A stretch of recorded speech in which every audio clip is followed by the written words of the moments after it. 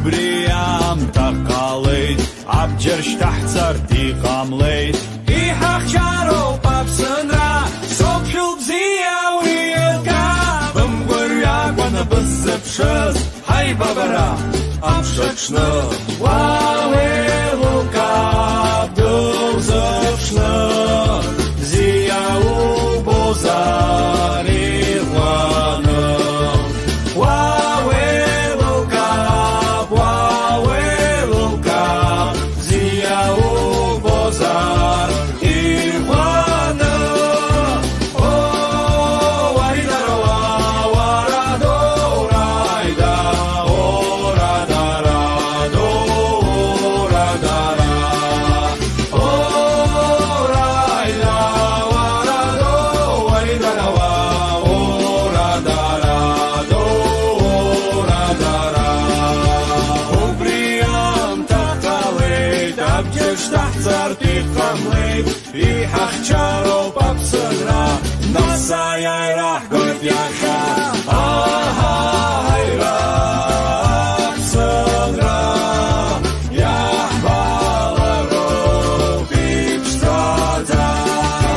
О, уаридара, уарадо, урайда, орадарадо, урадара. Орайда, уарадо, уаридара, орадарадо, урайдарайда, ва.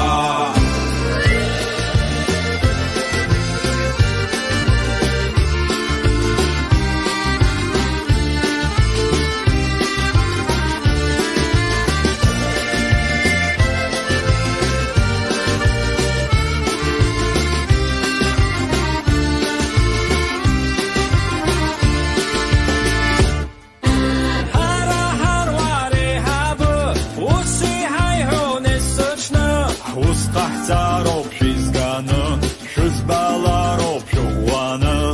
Аҳаҳаира шәаҵамхан, ацәгьа ҳзызуа дышмышьҭуан.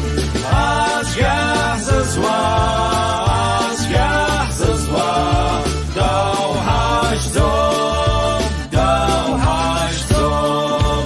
О, уаридара, уарадо, урайда, орадарадо, урадара. Орайда, уарадо, уаридара, орадарадо, урадара. Амрандуланим каԥхеит, бара быблақәа сгәаԥхеит. Убри аамҭа ҟалеит, абџьар шьҭаҳҵартә иҟамлеит. Иҳахьчароуп Аԥсынра, соуԥшәыл бзиа уи илка. Бымгәырҩакәаны быззыԥшыз, ҳаибабара амш аҽны. Уа уеилукаап дузыԥшны, бзиа убозар иӷәӷәаны. Уа уеилукаап, бзиа убозар иӷәӷәаны. О, уаридара, уарадо, урайда, орадарадо, урадара. Орайда, уарадо, уаридара, орадарадо, урадара. Убри аамҭа ҟалеит, абџьар шьҭаҳҵартә иҟамлеит. Иҳахьчароуп Аԥсынра, нас аиааираҳгоит иахьа. Аҳаҳаира Аԥсынра, иаҳбалароуп иԥшӡаӡа. О, уаридара, уарадо, урайда, орадарадо, урадара. Орайда,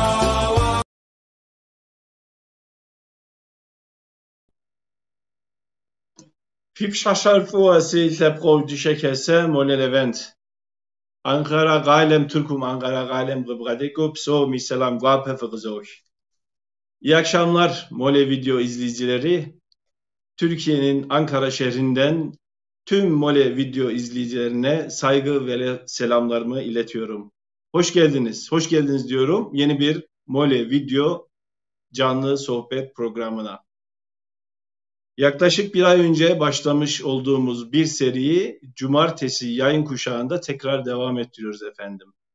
Aslında yayınlarımız cumartesi günleri saat 16.30'da gerçekleştiriyordu. Fakat Kafkas Dernekleri Federasyonu'nun yapmış olduğu bir çalıştaydan dolayı bugünkü yayınımızı akşam 21'e yani bu saate almak durumunda kaldık. Tekrar hoş geldiniz, sefa getirdiniz diyorum Mole Video izleyicileri.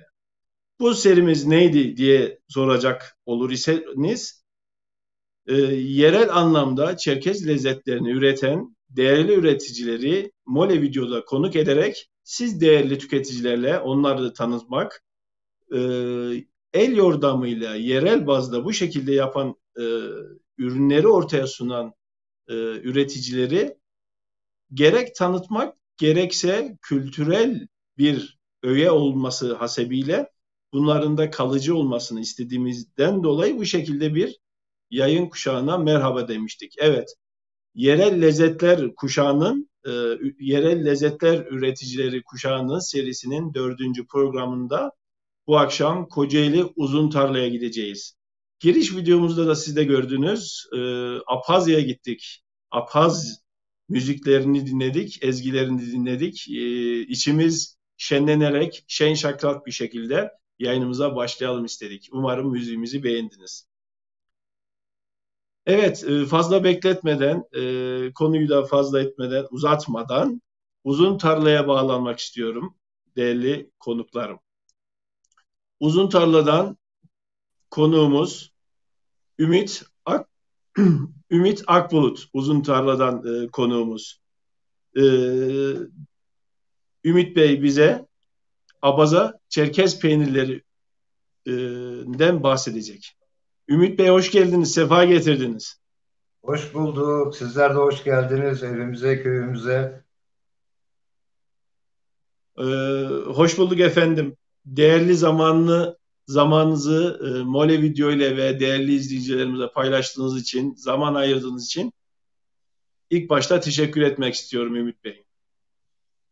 Biz de sizlerin böyle güzel programda bizleri misafir ettiğiniz için biz de sizlere teşekkür ediyoruz. Sağ olun. Ümit Bey, Mole Video yaklaşık 9 yıldır YouTube kanalında olan bir kanal ve pandemi sürecinde canlı programlar yapmaya başladık. Ve şu anda 73. canlı yayındayız efendim. Bu programımızda siz biraz sonra bahsedeceksiniz zaten. Abaza ve Çerkez peynirlerinden bahsedeceğiz. Diğer yapmış olduğunuz lezzetlerden bahsedeceğiz diyerek. Ümit Bey, sizi tanıyanlar vardır, tanımayanlar vardır. Bir tanışmak isteriz öncelikle. Bize kendinizi tanıtırsanız memnun olurum Ümit Bey. Tabii ki. Öncelikle programlarınızın çok daha uzun sürmesini temenni ediyorum tabii ki. Çok güzel program yapıyorsunuz. Bir hizmettir bu. Kültürümüze yaptığınız büyük bir hizmettir. Başarılarınızın devamını diliyorum. Ben Ümit Akbulut. Ben bir Apsuvayım, bir Apazım. Sülale ismim Bınala sülalesi. Türkiye'de bilinen adıyla Apazya'da biz Gurguluya olarak biliniriz. Şu anda yaklaşık 15 yıldır Kocaeli Uzuntarla köyünde ikamet ediyorum. E, Güzel bir köy. Burayı bilenler bilir. E, Çok sevdiğimiz, uzun zamandan beri geçmişte gençliğimize geldiğimiz, gördüğümüz yeşillikler içerisinde mükemmel bir köy. E, Demek istediğim Evet. köyümüzle Ee, ilgili biraz bilgi vermek istiyorum. Aslında ben tabii kendim memnun olurum. Uzuntarla aslında belgesel niteliğinde bir köyümüz. Üretimleriyle yapmış olduğu üretimler, derneksel faaliyetlerle sürekli gündemimizde, diaspora gündeminde kalmayı becerebilen bir köyümüz, derneğimiz. Biraz Uzuntarla'dan bahsederseniz memnun oluruz tabii ki. Tabii bahsedeceğim. Ondan önce ben kendi köyümden bahsedeyim. Ben Düzce, Efteniye, Zekeriya köyündenim aslen. E, Ev sahibim yine Düzce, Esma'nın köyünden. Türkiye'deki ünvanlarıyla Suktar Ha, bu peynirlerin üreticisi. E, Afazya'da da onlar Kutarba sülalesi adı altında geçiyorlar. Biz aslında oralıyız. Fakat ben babamın görevi nedeniyle Eskişehir'de doğdum. İşte, bütün öğrencilik yıllarım Eskişehir'de geçti. Tabii iş hayatı, emekli makine mühendisiyim kendim. Evet. Okul bitiminden sonra Eskişehir'den ayrıldık. İstanbul'da, yurt dışında bazı işlerimiz oldu. Yıllar sonra döndük Kocaeli'ne. Emekli oldum bu arada.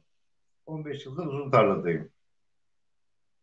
Uzuntarla 150 yıllık bir köy. 1864 yılındaki biliyorsunuz herkesin bildiği gibi dünya tarihinin görebileceği en büyük soykırım ve sürgünden sonra oradan göçen atalarımızın ilk önce işte Bulgaristan, Varna civarlarında e, yerleştikleri, daha sonra Osmanlılarla Balkan Savaşı, 93 Balkan Savaşı biliyorsunuz. Savaşı'nda orada yapılan bazı anlaşmalarla o toprakların kaybedilmesi üzerine tabii orada rahat edemeyen kardeşlerimiz İstanbul'a doğru yaklaşık o dönemde sanıyorum 150 bin kişi civarında bir grup İstanbul'a doğru yürümeye başlayınca o zamanki Osmanlı dönemi tabii ki bu. Osmanlı ordusu Çorlu civarlarında onları durduruyorlar. Orada bir çadır kent gibi o günlerin inşaat oluşum yapıyorlar. E, Ve orada Çerkezköy adı şu anda Çerkezköy denilen bölgede bir çadır kentte tutuyorlar. Daha sonra büyük bir kısmını gemilerle işte Ürdün, Suriye şu anda orada yaşayan soydaşlarımız o dönemde gemilerle oralara gönderilen soydaşlarımız bir kısmı da ya kaçarak ya tanıdıkları vasıtasıyla İstanbul'a doğru kaçıyorlar. Onlar tabii İstanbul'da yine sıkı bir kontrol altında İzmir taraflarına geliyorlar. İzmir taraflarında da geldikten sonra Hacemko Murat isimli bir büyüğümüz e, Uzuntarla'ya yerleşiyor ailesiyle birlikte. E, Ve onun yanında o yerleştikten sonra da başka aileler de Uzuntarla'ya yerleşiyorlar ve Uzuntarla köyünü kuruyorlar. İşte 1878 yıllarının sonları 1879 gibi de buraya resmi olarak Uzuntarla ismi veriliyor. Ama tabii ki Çerkez camiası içerisinde Hacemko Hable olarak bilinen bir yer. Türkçesi Hacemko köyü. E, Bu arada işte kuzeyimizde yine aynı dönemde oluşturulmuş Ketenciler Köyü var. Daha sonra işte Maşukiye, Acısu, Derbent gibi. Evet. Bölgede yakın olarak da işte Hikmetiye, Fethiye gibi Apaz köyleri var. E, Daha sonra da yerleşim bölgesi olarak işte yine Bulgar göçmenleri falan geliyorlar. Bayağı geniş bir köy durumuna geliyor Uzuntarla. Biz burada Uzuntarla'da Adige boylarının aşağı yukarı hepsini bulabilirsiniz. Abzehler, Kabarteyler, Şapsılar, Ubıklar. Ama bir tek Apsuva hanesi olarak bir tek ben varım. 15 yıldır burada yaşıyorum. Buradaki Adige kardeşlerimize son derece uyumlu, destekçi, birbirimize destek olarak çok mutlu bir şekilde yaşıyorum. Ben kendi adıma bunu söyleyebilirim. Kültürümüzü yaşatma adına elimizden geldiği kadar biz burada katkıda bulunmaya çalıştık. açıkça şunu Evet, söyleyeyim. Hani Adige-Abhaz kardeşliği üzerine e, biz burada bir örnek teşkil edebiliriz. Zaten ayrımız gayrımız yok. Biz hepimiz biriz. aynen, aynen Ümit Bey. Orada da zaten o bölgede de gerek Adiye gerekse Abhaz kardeşlerimiz, hemşerilerimiz yakın bir şekilde beraber yaşıyorlar. E, Kesinlikle. Bu birliktelik, kardeşlik ilelebet sürsün tabii ki. Bizler de aynı şekilde o temennideyiz. Ümit Bey, Uzun Tarla hakkında güzel bir giriş sundunuz. Teşekkür ederim. Uzun Tarla, ben de biraz önce bahsettiğim gibi e, özel bir köy olarak değerlendiriyorum. Yapmış olduğu faaliyetler bence örneksel özellik de taşıyor. Ve çalışmalarında e, devamlılık diliyorum. Artarak bu şekilde devamlılık diliyorum. Uzun Tarla hakkında Vedat Bey'e daha demedim ama buradan iletim, belki izliyordur Vedat Bey. E, Evet. Uzun Tarla hakkında da ileriki günlerde bir program yapmak istiyorum. Gerekçesini de Vedat biraz önce kardeşim, belirtmiştim. evet Vedat kardeşim gerektiği kadar çaba sarf ediyor. Belki gereğinden fazla da çaba sarf ediyor. Dediğim gibi Evet, Uludağ'da çok güzel. görüyoruz. Yani doğası olarak, şey olarak şu anda belki tam olarak bitmemiş olsa bile e, dünyanın ikinci, Avrupa'nın en büyük açık hayvanat bahçesi Ormanya diye Evet, bir evet, alanımız var. Bu alan aslında Uzuntarla halkının toprağıdır. Ama zamanla işte o tapular, Osmanlı tapusu, şu bu filan bir takım şeyler girmiş. Şu anda devlet orayı sağ olsunlar onlar da hakkıyla değerlendirdiler. Çok güzel bir bölge. Tabii evet, bütün bunları anlatırken bizim aklımızdan hep işte 1864'ler, 77'ler, 78'ler deyince uğradığımız mezarlık, sürgün evet. e, ve soykırım E, aklıma geliyor. Bunları hiç unutmadık, unutmayacağız, unutturmayacağız. aynen, aynen. Gençlerimize de Ümit orada. Bey, uzun tarlanın doğası böyle güzel olunca ürünleri de lezzetleri de bence bir başka güzel oluyordur. Oranın o güzel coğrafyanın rüzgarı, güneşi, ormanından gelen rüzgarla birlikte bence lezzetlerine lezzet katıyordur diye tahmin ediyorum. Bu akşam sevgili konuklarımızla abaza peynirleri, Çerkez peynirleri ve isli peynir ve diğer yapmış olduğunuz lezzetlerle anlatacağız zannediyorum. Evet, Ümit Bey, isterseniz peynir ve diğer ürünlerimizi tanıtmaya, bahsetmeye başlamak istiyorum. Sizce de uygunsa. Ümit Bey, hangi süt ürünlerini üretiyoruz acaba? Bu konuda bilgi verir misiniz? Biz genelde inek sütü kullanıyoruz. E, Yaptığımız peynirlerde.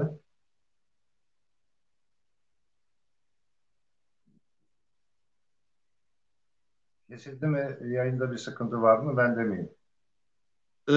Sesiniz geliyor Ümit Bey. Heh, tamam. Sesiniz gayet net geliyor Ümit Bey. Tamam. Biz genelde inek sütü kullanıyoruz. Yani genelde derken tamamen inek sütü kullanıyoruz. Bölgemizde üreticilerimiz var. Özellikle İzmit'i bilenler bilir. İşte Bayraktar bölgesi. Alevi dostlarımız var. Hem tarımda hem hayvancılıkta son derece gelişmiş. Biz bildiğimiz yerlerden, e, sütüne güvendiğimiz arkadaşlarımızdan, dostlarımızdan sütü temin ediyoruz. Daha sonrasında da işte bu ürünleri üretiyoruz. Evet. Bu ürünü, Ee, buyurun. ürünler ürünleri de sayalım istiyorsanız. Çerkez peyniri veyahut da Anadolu'da, biraz daha İç Anadolu'da koypılıç dediğimiz isli Adige peynir Kuaye diyelim. Evet, Adige Kuaye Çerkez peyniri diyebiliriz. ve Ve Abaza peyniri abaza üretiyoruz. peyniri üretiyorsunuz. Aynen o şekilde, evet. Bunun yanında da Peki aha, buyurun. Ümit Bey, biraz önce bahsettiniz. Aslen makine mühendisliğinden emeklisiniz. Şu anda emeklisiniz. Ve uzun tarlada ikamet ediyorsunuz ama e, makine mühendisliği diğer iş alandaki geçirmiş olduğunuz zaman tamamlandıktan sonra, emeklilikten sonra böyle bir üretimsel girişimciliğe başladınız diye bahsetmiştiniz sohbetimizde. Evet. Peki bu tip ürünleri üretmeye başlamanızdaki özel bir amaç var mı? Sadece maddi bir kaynak mı gelir amacıyla yoksa kültürel bir üretimi tanıtmak, bunu insanlara sunmak amacıyla mı acaba bu şekilde bir girişimciliğe başladınız?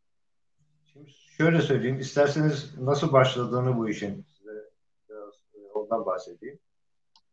Ee, Evimin sahibesi ve onun çocukluk arkadaşı yine Esman'ın köyünde uzun tarlada ikamet ediyoruz. Ve çok yakın arkadaş ve komşular bunlar. Bundan yaklaşık 7 yıl, 8 yıl önceye kadar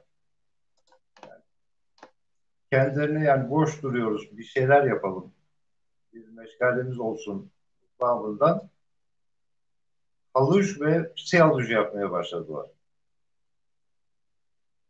Bu arada tabii bunlar için Çerkez peynirine ihtiyaçları var. Çevrede işte affedersiniz hayvanı olan, bir iki hayvanı olan, bir tane, iki tane, birkaç tane peynir yapan eş ve dosttan peynir talep etmeye başladılar. Zaman zaman sıkıntılar olmaya başladı. İşte peynirim yok, başkasına söz verdim gibi e, durumlar ortaya çıkınca kendi peynirlerini yapmaya karar verdiler. Kendi üretimleriyle ilgili kendi peynirlerini üretmeye başladılar.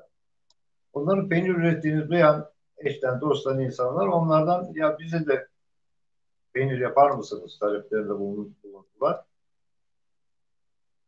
Bu zaman içerisinde talepler artmaya başladı çevreden. Ben de bu dönemlerde emekli oldum. Baktım süt ihtiyaçları arttı. Peynir yapmaya başladılar. Yani havucun yanında, pisi havucun yanında peynir talepleri de gelmeye başlayınca daha sonra ben de madem dedim bunu yapıyorsunuz yani bu işe başlayan ben değil. Bunu açıklamaya çalışıyorum. Ben de size bir isteme fırını yapayım. Bu şekilde başladı. Daha sonra araştırmaya başladım ben. İşte sosyal medyadan, işte Google'dan Çerkez peyniri diye girdiğim zaman o dönemlerde hiçbir üreticiye ulaşamıyordum. Yıllar önce üretim yapmış işte bunları paylaşmış dostların şeylerini görüyordum ama herhalde eski tarihli fotoğraflar, eski tarihli bilgilerdi. O zaman bir ışık yandı. Biz bunu hem tabii ki aileye bir maddi gelir hem de bir kültür bu. Bunu üretelim ve tanıtalım, yayalım amaçlarıyla bu işe başladık. Önce sosyal medyada şu anda sağ olsunlar artarak, çoğalarak büyüdüler. Bizim müşterilerimiz yok, bizim dostlarımız var. Bizden peynir alanlar bizi iyi tanırlar, iyi bilir, iyi bilirler. Aramızdaki sohbet, ilişki son derece seviyeli ve düzgündür. Bu şekilde Evet. gelişti. Yani tabii ki burada bir maddi kazancı dikkat etmek mümkün değil. Ama birinci amaç bu kültürlerin unutulmaması. Bakın benim üzüldüğüm bir nokta var. Şunu söyleyeyim. Afazya'da yaşayan veya Afazya'ya gidip gelen arkadaşlarım, dostlarım var. Bana yazıyorlar abi bize Afaz peyniri gönderebilir misin? Ya diyorum nasıl göndereyim? Yani Afaz'a peyniri gider mi? Yani ana vatan. Yani hayvancılık son derece düşmüş. Yok diyorlar. Yani burada bu peyniri biz bulamıyoruz. Gal bölgesinden işte o bölgede yapanlardan gelen peynirleri tüketiyorlar. E, Orada bile bu Evet. takım sıkıntılar yaşanıyorsa bizim burada en azından imkanlarımız varken bu kültüre sahip çıkmamız gerekiyor. İşte bu düşünceler bizi bu noktaya getirdi. Tabii ki bizim yaşantımız boyunca kendi adımıza konuşmamız gerekirse her zaman kültürümüzün peşinden gittik. Köklerimizi unutmadık. Unutulmaması için elimizden geleni yaptık. Ve şu anda da kendi çapımızda, kendi gücümüz ölçüsünde yine bunları yapmaya devam ediyoruz. Evet. Ellerinize, kollarınıza sağlık Ümit Bey. Valla Yani cidden yapanların ellerine, kollarına sağlık diyelim. tam da onu diyecektim. Tabii ki Evet. bunun arkasında, kameramızın arkasında gizli kahramanlar da söz konusudur. Tabii ki tüm ablalarımızla, kardeşlerimizle, gereksizlerle hepinizin eline sağlık diyorum. Güzel bir üretim, güzel bir uğraş. Çünkü sizin de bahsettiğiniz gibi bu tip ürünleri işleyen, imal eden fabrikalar, büyük firmalar illaki var. Marketlerde Çerkez peyniri, abaza peyniri veyahut da kaşar peyniri şeklinde illaki satışlar mevcut. Fakat maalesef onlarda bu el yordamıyla insanlarımızın sevgisini katarak anne baba usulüyle yapmış oldukları bu peynirlerin lezzetleri marketlerde bulamıyoruz. Ayrıca biraz önce de sizin belirttiğiniz gibi kültürel bir öğeler. Kültürümüzün bir öğeler olmasından dolayı da yapılması, gelecek kuşaklara aktarılması, yapamayanlara da bir şekilde iletilmesi gerekiyor ki siz de burada devreye girdiniz. Ellerinize, kollarınıza sağlık diyorum Ümit Bey ve diğer yardımcı olan ablalarımız.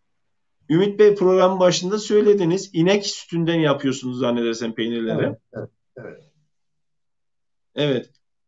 Sütlerimiz kaynatılarak yapılıyor değil mi? Salmonella gibi hastalık çiğ sütten bulaştığı için bunu merak eden izleyicilerimiz olabilir. Bu Çerkez, abaza ve isli peynirler kaynatıldıktan sonra yapılıyor değil mi efendim? Şimdi şöyle anlatayım. Adike Kuaye dediğimiz, sizin Kopliş dediğimiz Çerkez peynirimiz dünyanın en sağlıklı peyniridir. Yani dünyanın en sağlıklı peyniridir. Nedenine gelince biliyorsunuz bir markette süt aldığınız zaman veya konuşulduğu zaman sütle ilgili pastörize süt lafı geçer. Pastörizasyon olayı şudur. Mikropların ve zararlı bakterilerin öldüğü derece 73 derece ve üzeridir. Yani 73-75 derece civarındadır. Pastörizasyon olayı da sütün bu derecelere kadar ısıtılıp aniden soğutulmasıyla gerçekleştirilir. Çerkez peyniri mayalanma derecesi de yine 73-75 dereceler civarındadır. Dolayısıyla içerisinde hiçbir mikrop ve zararlı bakteri kalmamaktadır. Faydalı bakteriler zaten peynirin oluşumu için gerekli olan bakterilerdir. Dediğim gibi dünyanın en sağlıklı peyniridir. Apaz peyniri, abaza peyniri işte 32-35 dereceler civarında mayalanır birinci aşamasında. Mayalanma bittikten sonra ikinci aşamada kaynar su içerisinde işlenerek tekrar son halini alır. Dolayısıyla bizim peynirlerimiz son derece sağlıklıdır. Herhangi bir hastalık, işte sütte oluşan demin bahsettiğimiz hastalıklar gibi hastalıkların olması söz konusu değildir. Bakın geleneksel bildiğimiz beyaz peynirler dediğim gibi 30-35 dereceler civarında mayalanır, dinlendirilir, bekletilir ve piyasaya sunulur. Ama bizim peynirlerimiz mutlaka işte zaten Çerkez peyniri o derecelerde mayalandığı için içerisinde herhangi bir zararlı hiçbir şey kalmamaktadır. Baza peynirinde ikinci aşamasında kaynar suda işlendiği için son derece sağlıklıdır. Bu konuda hiç kimsenin herhangi bir kuşkusu olmasın. Evet. Şimdi Ümit Bey diğer programlarımızda özellikle Çerkez peynirinden, Adiyakuaya veyahut da Koypilaj dediğimiz peynirden oldukça bahsettik. Bundan da üretiyorsunuz fakat ama bugünkü yayınımızda biraz daha bize enteresan, biraz daha ilginç kaçtığı için abaza peyniri ve isti peynirinden biraz daha bahsetmek istiyorum. Tabii ki Çerkez peynirini de yapıyorsunuz, imal ediyorsunuz. Bunu da biraz önce belirttiniz. İstiyorsanız abaza peynirinden bahsedelim biraz şöyle. Abaza Tabii ki. peyniri nasıl yapılır? Ee, Özelliği nedir? Bir bahsederseniz sevinirim. Aynı şekilde şu anda ekranın yan kısmında da e, yapım esnasında çekmiş olduğunuz videolardan Evet. da sunum yapacağım efendim. Buyurun efendim. Şimdi videolar gelirse onlar üzerinden bir açıklama yaparsam. İlk anda dediğim gibi 32-35 dereceler civarında süt bu ısıya ulaştığında mayalama yapılır. Şu anda gördüğünüz gibi mayalama işlemi sanıyorum yapıldı. Süt kaynadıktan sonra bir miktar soğuyor herhalde. Ilık bir kıvamda mayalıyorsunuz değil mi Ümit Bey? Hayır, süt bu aşamada kaynatılmıyor. Tam kaynatılmıyor. O dereceyi bulduğunda e, mayalanıyor. Kaynatılıp soğutulmuyor süt. Anladım. Hı hı. İşte mayalandıktan sonra bu şekilde toparlanıyor. Bu ilk aşamasıdır abaza peyniri üretiminin.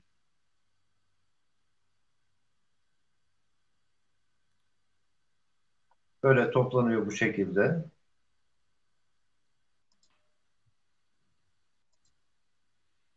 Şunu Peki da söyleyeyim. Ha, buyurun. doğal maya mı kullanıyorsunuz bunda yoksa herhangi bir maya var mı? Fabrikasyon herhangi bir maya falan yoksa bunun mayası nedir acaba? Şimdi bunda doğal mayalar vardır. Şirdenden üretilen. E, Şu son dönemlerde çok fazla ulaşamıyoruz onlara. Fakat piyasada yine şirden mayaları satılmaktadır. Yine şirdenden üretilen mayalar. Onlarla da yapabilir dostlarımız. Yapmak isteyenler olursa. Biz iki türlü değerlendiriyoruz. İkisini de kullanabiliyoruz. İşte şu anda videoda gördüğünüz gibi bir top haline geliyor. Buradan bir kalıba alınıp mayalanması bekleniyor. Bu hava şartlarına göre 4-6-8 saat arasında değişebiliyor ortamın da ısısına göre. Daha sonraki videoların devamında göstereceksiniz sanıyorum. Evet. İşte mayalanma gerçekleştirdikten sonra bu şekilde işleme devam ediliyor. Bir Şu anda miktar kaynar kuruyor aynı zamanda bekleyince. tabii yani şu anda mesela belli bölgelerde köy peyniri tabir edilen bu durumda şu anda. Bu şekilde bile tüketilebilir aslında. Tabii ki abaza peyniri oluşması lazım. Şimdi şu anda kaynar su içerisine o parçalanan mayalanmış peynirler kaynar su içerisinde işlenecek. Dolayısıyla tam kaynar sudur bu. Dolayısıyla bunun içerisinde de herhangi bir mikrop, zararlı bakteri kalması mümkün değil. Şu anda gördüğünüz gibi kaynar suda işleniyor. Ben de videolara uyumlu olarak belki biraz yavaş anlatıyorum ama onlara uyum sağlamaya çalışıyorum. Evet, şöyle biraz hızlandırayım. Diğer videoya geçiyorum şu anda. Böyle Daha iyi olur. Daha iyi tencereniz. olur. Aha, aha.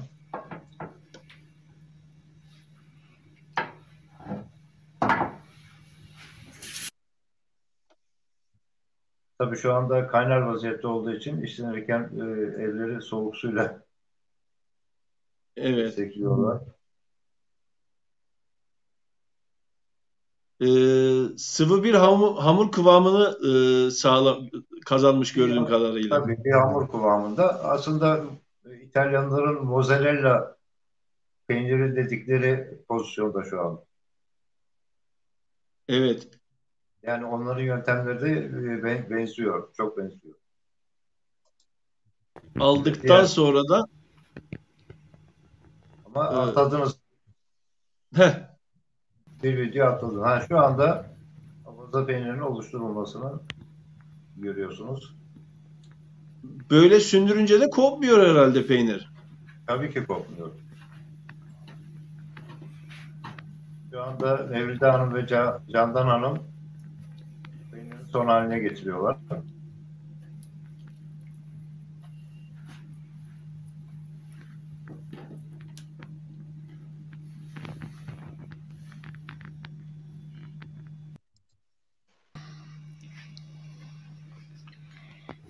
Evet, ablalarımız da Bizde el sallıyorlar. kamera arkasındaki gizli kahramanlarımız zannedersem. Evet, gerçek emekçiler onlar. Biz belki vitrinin önünde gibi gözüküyoruz ama olayı gerçekleştirenler onlar. Ellerine sağlık. Aynı şekilde saygı ve selamlarımı iletiyorum. Ellerinize, kollarınıza sağlık diyorum. Şimdi Teşekkür ederim. Ümit Bey, Pardon, şey yapmadan şunu belirteyim. Bu peynirin yapımı nasıl öğrendiler, nasıl yapıyorlar diye evet, sorarsanız, bu işte tarifle şunda bunda yapılan bir şey değil. Çocukluk yaşlarında köyde, tabii köyde yaşamış insanlar anneannelerinden öğrendikleri şekilde belki 7-8 yaşlarında inek sağarak öğrendikleri yöntemlerle yapıyorlar hala. Hala o yöntemler devam ediyor. evet. Sizin de bahsettiğiniz gibi bunu anneden, nenelerden gördükleri, öğrendikleri şekilde yapıyorlar ki bu biraz daha Evet. otantik lezzet katıyor ve lezzet kıvamını daha arttırıyor diye düşünüyorum. Peki isli peynirden de biraz bahsetmek isterim. Tabii ki. Şahsen Tabii. isli peyniri oldukça seven bir tüketiciyim ben. Seviyorum. Evet. İsli peynir bizim İç Anadolu bölgesinde unutulmuş bir peynir türü aslında. Gerçi şimdi Maraş bölgesinde, Göksun bölgesinde belki yapıyorlardır bilemiyorum. Yanlış bilgi de vermek istemiyorum ama bizim Uzunyayla bölgesinde anneme sorduğumda biz çocukken hatırlıyorum o şekilde isli peynirler vardı. Ocağın içerisinde isletirlerdi ve o şekilde kuruttuktan sonra tüketirdik diyorlar. Ama malum Uzunyayla'da isleyecek odun yok vesaire yok. Peynir tezekle de islenmediği için biz artık isli peynir unuttuk. İsli peynir nasıl yapılıyor? Biraz da bundan bahseder misiniz efendim? Tabii ki isli peynirin isli isminin genel söylenişi füme olarak bilinir biliyorsunuz. Tabii ki bu bizim temel kültürümüzde olan bir şey. İsli peynirlerin, füme peynirlerin veya da füme etlerin öyle diyelim. Evet. Yapılış amacı, bu yöntemin kullanılış amacı uzun süre bunu saklayabilmek. Biliyorsunuz bizim atalarımızın bölgesi, Kafkasya'mız 300 yıl dünyadaki hiçbir toplumun dayanamayacağı 300 yıllık bir savaş geçirdi. İşte bu dönemlerde savaşlara gidiliyor. Belki bahçeler uzak oralara gidiliyor. Sütün bol olduğu dönemlerde peynirlerin yapılıp kış döneminde de tüketilmesi sağlanması gerekiyor. Dolayısıyla böyle bir yöntem bulmuşlar. Peynirleri isliyorlar. Daha sonra işte ambarlarında veyahut da bir harbe veyahut da bir yola gittikleri zaman atların heybelerine koyduklarında uzun süre bozulmadan bunu tüketme şansları oluşuyor. Şimdi isli peynirinin yapılışı genellikle meşe odunu. Yani en ağırlıklı olarak meşe odunudur bulunması. Meyve ağacı dalları. E, Buna sıcak fümeleme denir teknik tabiriyle. Biz sıcak fümeleme yapıyoruz. Yani bu bölgede bütün yapan dostlarımız sıcak fümeleme yaparlar. E, Ancak dediğim gibi burada kullanılan odun çok önemlidir. Bazı dostlarımızdan işte çam kullandıklarını falan duyduğum oluyor. Ben bunu ilk bu olaya başlamadan önce araştırmıştım. Çamda biliyorsunuz reçine var. Reçine doğal olarak tüketildiğinde ağız diş sağlığına ve mide sağlığına çok son derece faydalı bir ürün. Yalnız yakıldıktan sonra nasıl bir kimyasal bileşim ortaya çıkıyor onu tam bilemiyoruz. Fakat benim araştırdığım kadarıyla eğer ağaçta zehirli ve zararlı mineraller oluşmuşsa bunlar reçineye geçebiliyor. Reçineden de eğer böyle bir yakma ve işleme ortamında kullandığınızda bazı kanser türlerini tetikleyebileceği şeklinde bilgilere ulaştım ve ondan dolayı da ben tercih etmiyorum. İsli peynir normal beyaz olarak, taze olarak ürettiğimiz peynirleri öncelikle bir gün dinlendiririz. Daha sonra da içeride 70 dereceyi geçmeyecek bir ısı oluşturduktan sonra bu alttan yaktığımız o odunlardan onların dumanlarıyla tabii duruma göre 2-3 gün, 4 gün bazen işleme süresi isteyebilir. Bu göz kararıyla bakılan işte işlendi, oldu, olmadı, biraz daha tutalım şeklinde. Bu arada bir profesör... Ümit Bey, sevgili seyirciler, şu anda bir yayınımızda donma söz konusu mu yoksa benden mi kaynaklanıyor, benim telefonumda mı? Bir yazarsanız sevinirim. Yayınımızın sesi de sizlere geliyor mu? Lütfen bir bilgi yazarsanız sevinirim. Teşekkür ederim. Buyurun Ümit Bey. Bir profesör, ben müşteri tabirini kullanmak istemiyorum, dostumuz. Endokrinoloji profesörü Metin Bey ona peynir gönderiyordu. Bana şunu söyledi. Siz de şu yaptığınız füme peynirin faydalarının farkında mısınız? Şeklinde. Vallahi hocam bilmiyoruz dedim yani. Bunun probiyotik etkisinden bahsetti. Ayrıca sanıyorum gluten alerjisi olan bazı hastalarına benim telefonumu verdi. Onlara gönderdik. Tabii ben bu konuda bir araştırma yapmış da değilim. Sadece hocamın söyledikleriyle bunu söylüyorum. Tabii ki bu mayalama yöntemi Türkiye'de ben çok sevinerek izliyorum. Bir sürü dostumuz Adige peyniri yapmaya başladı. Takip ediyorum sosyal medyadan kendilerini. Geçen yine Mutlu kardeşimizi izledim. Çok güzel bilgiler verdi. Ümit Bey, efendim. Şu anda zannedersem yayınımızın sesimiz gidiyor ama görüntümüzün donduğu şeklinde bir uyarı var. Bir araya klip atıyorum. Bir müzik dinleyelim. Ondan sonra devam edelim efendim. Şöyle yapalım mı? Kardeşimin okuduğu şiiri koyalım isterseniz. O çıksın aradan. Sürgünle ilgili konuştuk biliyorsunuz. Onunla ilgili duygularını çok güzel ortaya dökmüş, okumuş. İsterseniz ben size bırakıyorum. Tamam, onu alalım efendim. Nasıl isterseniz? İzleyicilerimiz görüntümüz akıyor mu, akışı nasıl, bir not yazarsanız tekrar sevinirim.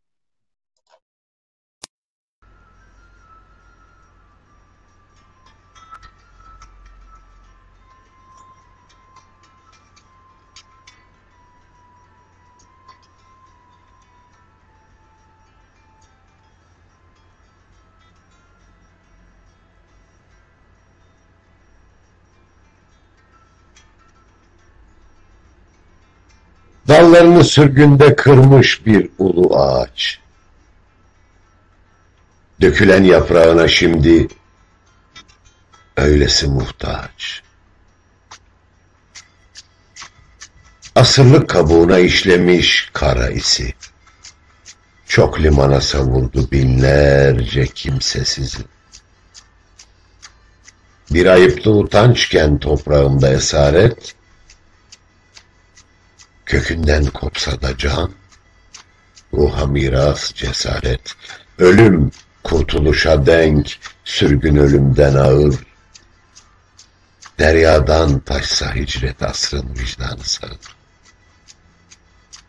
Anne, Rüzgar değil ki can alır bu fırtına. Oğul elveda deyip son defa bak yurduna. Dönmek mümkün olursa bir gün yine dağlara. Unutmaz rüzgar seni yaşarsa aksulara.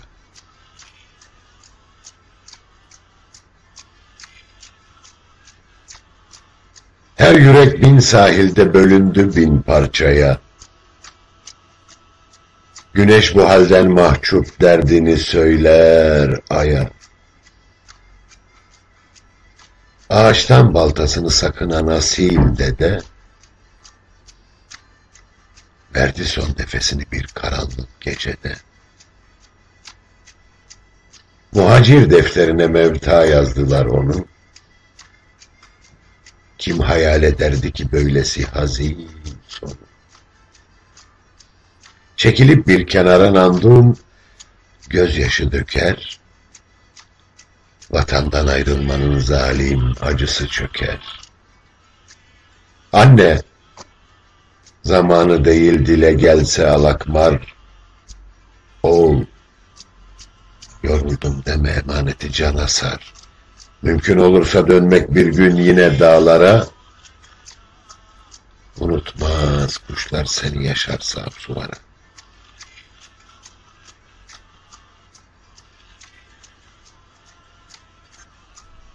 İskan müsaadesi mi bu ovanın azabı? Sıtma dedikleri ne, sivrisinek gazabı. Hele çatı altına alalım çocukları. Yeter ana kucağı taş olsa yastıkları. Orman yamacı sanki köyümüze benziyor. Süt olsa kaymak tutar, öyle serin esiyor. Bayıra çapa vurup serpsek mısır tanesi, omuz omuza versek köyün her bir hanesi. Anne, öyle acıktım, ocağa az çöveni, oğul abısta sıcak diye doyur geleni. Dönmek mümkün olursa bir gün yine dağlara, unutmaz toprak seni, yaşarsa apsuvara. Yeşillendi tarlalar, ambarlar dolu kışa. Tasam hara zamanı dilimizde avraşa. Kuğu misali zarif, perdenin arkasında. Temenna ediyorken henüz 16'sında. Tanrım, su perisinden koru toy gelinleri. Hanemize bereket getiren sülünleri. Özledik çok zamandır bir bebek muştusunu, ruhumuza can katan o cennet kokusunu. Anne, kime benziyor nüfusa kaydettiğim? Oğul, aynı dayısı, sürgünde kaybettiğim. Mümkün olursa dönmek bir gün yine dağlara, kardeş kardeşi tanır yaşarsa apsuvara.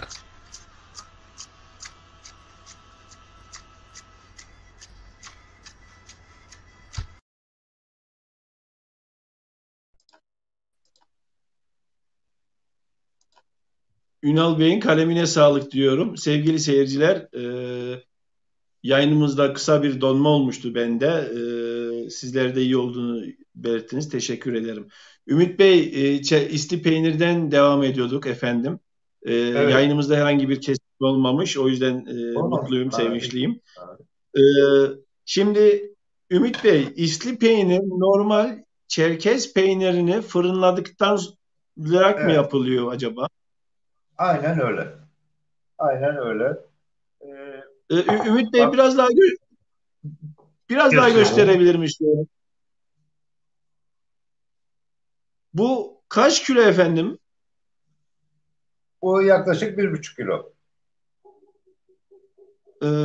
Genelde gramaj bu kadar herhalde o zaman peynirinizde.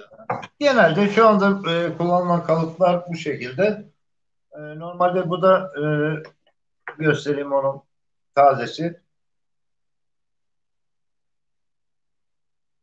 Gördüğünüz gibi.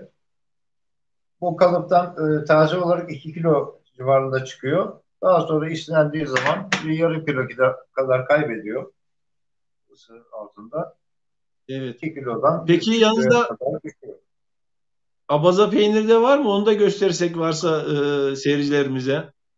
Şeyde gördünüz gerçi videoda gördü dostlarım. Onu da yine göstereyim. Maşallah, maşallah. Şimdi bu konuyla ilgili şunu söylemek istiyorum. Sizin daha önce söylediğiniz gibi bölgesel olarak her bölge ağaç konusunda bizim kadar şanslı değil. Evet. Dolayısıyla bizim tabii Kayseri'den, Uzunyaylı'dan, Sivas'tan dostlarımız var. Onlar da anlatıyorlar. Biz bu bölgede peynire ulaşamıyoruz. Daha doğrusu alışık da değiliz diyen dostlarım var. Hatta bizi izleyen arkadaşlarımızın çoğu tanıyacaktır, tanıyordur. Eda Balbay kardeşim ilk defa yedim diyor. Hatta birisi altına yorum yazmış. Aa, ilk defa mı? Gerçekten mi ilk defa diye. Dediğim gibi yani bölgesel olarak farklılıklar. Örneğin biz burada pastayı mısır unundan yaparız. Ama diğer bölgelerde, mısırın olmadığı bölgelerde işte dostlarımız diyor ki biz işte bulgurdan yaparız Evet. gibi. Bulgurdan Yani bunun yapıyoruz gibi biz. değişiklikler. Sonuçta bu kültür aynı olmakla birlikte yaşanılan bölgenin şartları, tabiat şartları veya e, yetiştirdikleriyle ilgili bir konu bu. E, O bölgedeki Ümit, dostlarımız... Ha, buyurun. Ümit Bey, kusura bakmayın böldüm. Estağfurullah. Sabırsızlanıyorum biraz daha bilgi nasıl alabilirim diye.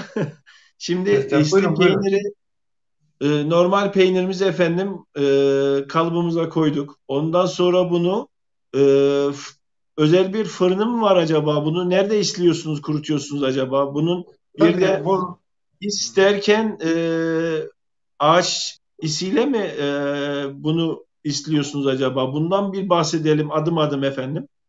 tamam. Şimdi dediğim gibi taze peyniri ürettikten sonra bir gün dinlendiriyoruz. Ertesi gün o altta bir yanma bölümü olan bir fırınımız var. Kendi imalatımız. Benim kendi yaptığım bir şey bu. Aşağıda biz odunları yakıyoruz. Dediğim gibi bu odunların cinsleriyle ilgili bahsettim. Yani meşe, gürgen ağırlıklı olarak meşedir. Dünyada bilinen en iyi fümeleme ürünüdür. Ama meyve ağacı dalları da bu konuda çok iyidir. Bunları yakıyoruz biz. Tabii burada ısı derecesini kontrol etmek çok önemli. O da biraz Evet. deneyimle, tecrübeyle. Yani böyle bir sanayi fırını, ısı kontrollü bilmem ne bir şu anda görünüyor fotoğrafta. Fırının iç tarafı. O şekilde değil. Manuel çalışıyoruz. Böyle çalışmak daha hoşumuza gidiyor. Daha işimize geliyor. Daha doğal geliyor. Fırının ısısını kontrol etmek durumundayız. Ediyoruz da.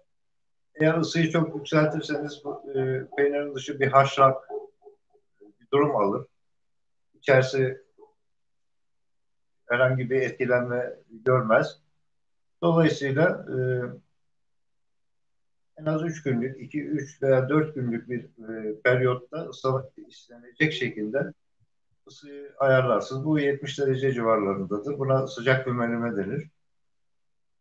E, Dediğim gibi hocamın bana Evet. söylediği burada probiyotik etkisi olan yani bu çünkü bu özellikle meşe ve meyve odunu dallarının verdiği bir e, özellik var herhalde. Ben bu konuda uzman değilim. Ama geleneksel yöntemler bunlardır. Biz de bunları uyguluyoruz. Ve saklama şartları da e, geçen programınızda Mutlu kardeşim taze peynirin nasıl saklanacağını anlattı. Çok da doğru anlattı. Diline sağlık. Açık olarak saklanır. Ben şöyle söyleyeyim. Abaza bir Çerkez peyniri istedim denemek için. Ben bir yıl bunları buzdolabında sakladım. Tam bir yıl. Bir yıl sonra bizim bu bölgede daha önceleri zaman zaman güneşte kurutmalar yapılır. Şu anda bunu pek sağlayamıyoruz. Biraz o zamanki nem oranlarıyla şu anki nem oranları farklı mıdır onu bilemiyorum. Evet. Zaman alan ve zor bir yöntem. Bunun amacı da şu, peynir kurutulur ve sertleşir tamamen. Ben çocukluğumda abaza peynirini bu şekilde çok yedim. Pasta, baste dediğimiz mısır unundan pastamız yapıldıktan sonra dilimler halinde biz bunların içerisine saplardık. E, tabii o ısıyla karşılaştıktan sonra hem yumuşar hem yağını bırakır. Mükemmel bir lezzet ortaya çıkar. E, burada ki dostlarımız bazen sorarlar biz o sert peyniri istiyoruz diye. Yani abaza peyniri olarak değil ama onlar da aynı şekilde yaşlılarımız, büyüklerimiz cam kenarlarına koyarlarmış. Oralarda kurutur, sertleştirirlermiş ve pasta içerisine sokarak böyle yumuşatarak tabii o şeyi yakalamamız kolay değil. Ama biz isteyerek en azından o noktaya geliyoruz. İçli Çerkez peyniri kızartılarak çok az yağda teflon tavada çok lezzetli bir şekilde tüketilebiliyor. İşte salatalarda kullanabilirsiniz. Bu tabii bir merak meselesi. Farklı dostlarımız farklı yöntemler bulabilir bununla ilgili. Ee, bu genelde işte peynirle ilgili benim aklıma gelen bunlar size sormak istediğiniz varsa. Evet. Ümit Bey resimlerde de görüyoruz. Bu isleme olayı peynirin içine aksetmiyor herhalde. Sadece üst kısmında kalıyor. İç kısmına herhangi bir is tadı, kokusu, esansı vermiyor bildiğim kadarıyla, değil mi? Yani kestiğiniz zaman bulaşıyor tabii. Şöyle söyleyelim. Bir ısı aldığı için dolayısıyla en azından bir sıvı kaybı meydana geliyor biliyorsunuz. Dolayısıyla iç kısmı da İlla ki. normal bildiğimiz beyaz taze peynirin kıvamından daha farklı bir kıvama ulaşıyor. Doğal olarak bir sıvı kaybı oluştuğu için. Biz şunu yapmıyoruz. Yani kendi üretimimiz olarak e, dinlendirilmiş taze peynir üretmiyoruz. Onu da şundan yapmıyoruz. O işi yapan dostlarımız var sağ olsunlar. Çok da güzel yapıyorlar. Kayseri tarafında işte Mutlu kardeşim gibi, Apacan Peynir gibi diğer dostlarımız da var. Ben bunları böyle sosyal medyada çoğaltıklarını gördükçe son derece mutlu oluyorum. Çünkü çok zor bir elden, iki elden, üç elden kültürü tanıtabilmek. Ve ben şunu da söyleyeyim. Benim dostlarım içerisinde, benden ürün alan dostlarımın içerisinde Çerkez kökenli olmayanların oranı %35, %40 civarındadır. Gördük, deneyelim demişlerdir ve birkaç yıldır da hiç bırakmadan devam etmektedirler. Bizi bu ayrıca mutlu ediyor. Çünkü Evet. Kültürel bir tanıtım aynı zamanda. tabii bizim Sevgili sevgili evet, izleyicilerimiz, telefon numarası ekranlarımızın alt kısmında paylaşıyorum. E, Ümit Bey'e bu telefondan ulaşıp siparişlerinizi verebilirsiniz. Doğru değil mi Ümit Bey? vallahi şu anda tam göremiyorum yakın Hayır gözümde. hayır. 13 Yani 13 telefonla ulaşıyorlar.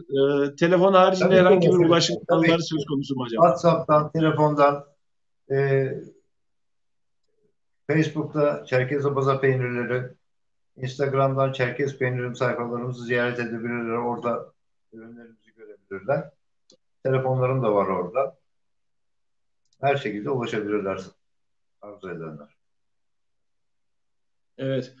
Ümit Bey, sadece Kocaeli şehir merkezine değil, aynı zamanda Türkiye'nin diğer illerine de peynirleri gönderebiliyorsunuz zannedersem. Değil mi efendim? Kesinlikle. Yani şöyle söyleyeyim.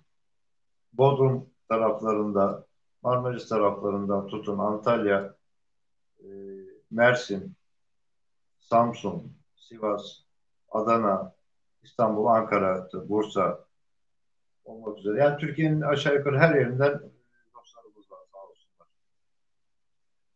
Evet. Kargoyla Peki her yere ulaştırabiliyoruz. Ümit Bey, kargo yaparken vakumlama yapıyor musunuz, yoksa normal peyniri özel güzelce kutuya koyup o şekilde mi yolluyorsunuz efendim? Önce vakumluyoruz tabii ki. Ondan sonra kutuya koyup o şekilde sevk ediyoruz. Peynirlerimizin hepsi vakumlanır. Evet.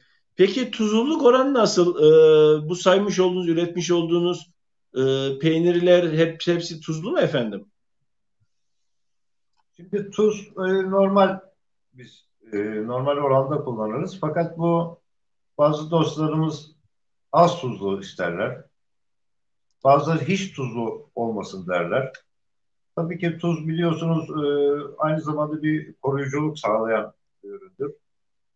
E, Bunu dediğim gibi Evet. dinlendirerek peyniri sertleştirip yapıp satan dostlarım daha iyi bilirler. Çünkü uzun zaman onun bekleyebilmesi için tuz oranının yüksek olması lazım. Biz normal oranda kullanırız tuzumuzu. Ama tabii işte bazı rahatsızlıkları olan dostlarımız bize ya az tuzlu yapın derler, ya hiç tuz koymayın Evet. derler, ya da biraz daha tuzlu olsun sizin normalinizden derler. Biz ona uygun olarak da üretim yapıyoruz. Peki Ümit Bey, gerek size gerekse kameranın arkasındaki gizli kahramanlara üretimsel anlamda teşekkür ediyorum. Fakat e, bu tip üretimleri üretim yaparken veya çekmiş olduğunuz videolarla veyahut da yazılı olarak arşivleme şeklinde bir çalışma söz konusu mu acaba? E, Ola ki siz üretmeyi bırakırsanız yeni nesil bunlar acaba bunu nasıl yapmış diye tarifini merak edenler bunlara nasıl ulaşacak? Malum şimdiki gençler artık okul veyahut da diğer gerekçelerle köyden ayrılıyorlar veyahut da bu tip işlere gençken meraklı olmayabiliyorlar. E, Bundan mütevelli siz bunu yaparken birebir öğrenme şansını yakalayamayabilir. Herkes yakalayamıyor. Veyahut da bu şekilde sizin gibi yerel olarak üreten kişiler için de aynı şey söz konusu. Bunları bir video şeklinde çeksek, teker teker anlatsak veyahut da yazılı olarak e, yazsak, böyle çalışmalar var mı? Düşünüyor musunuz? Ne düşünürsünüz? Peki, arşivimiz zaten doğal olarak oluşuyor. Az önce abaza peynirinin nasıl yapıldığını en başından gördünüz. Sizlere de bunu yansıttım ben. Orada da yayınladınız. Dolayısıyla bizde bu bilgiler mevcut zaten. Ee, Ama bir kitaplaştırma konusu nasıl olur? O konuda herhangi bir şey düşünmedim. Tabii ki yapılması gerekir ama bizim bir arşivimiz zaten Evet. oluşuyor doğal olarak. O konuda bir sıkıntımız yok. Evet. Özellikle İleride Marmara bölgesinde. Buyurun buyurun Ümit Bey. yok tamam benim. Bu konuda şu an dediğim Tamam. gibi kendi Özellikle arşivimiz oluşuyor. Evet. Özellikle Marmara bölgesinde bu tip konulara yakın yazarlar, araştırmacılar varsa bunları da e, yazılı hale getirirlerse bence çok güzel olacak. Yayının başında da söylediğim, ortasında da söylediğim gibi Uzunyayla civarının uzun yaylalı olduğumuz için biz böyle şeyler görmedik. Adigey'de güzel bir peynir fabrikası var. Oradan getirdiğimiz peynirleri yiyorduk ama özellikle bu yayını bundan dolayı yapmak istedim. Bu lezzetlere Türkiye'de de ulaşabileceğimizi değerli izleyicilerimize tanıtmak istedim Ümit Bey. E, Tabii şunu da söyleyeyim yani tabii ki biz bu e, içli peynir için tabii konuşuyorum. Yani ve abaza peyniri için. Bunları yapan tek üretici biz değiliz. Çok değerli, çok kıymetli Evet, dostlarımız var. onu da soracaktım, evet. Aha. Onlar da üretimlerini yapıyorlar. Kendileri de sosyal medyada kendilerini tanıtıyorlar. Ee, sadece bir el, iki elin yapmasıyla olacak şeyler değil tabii ki bu.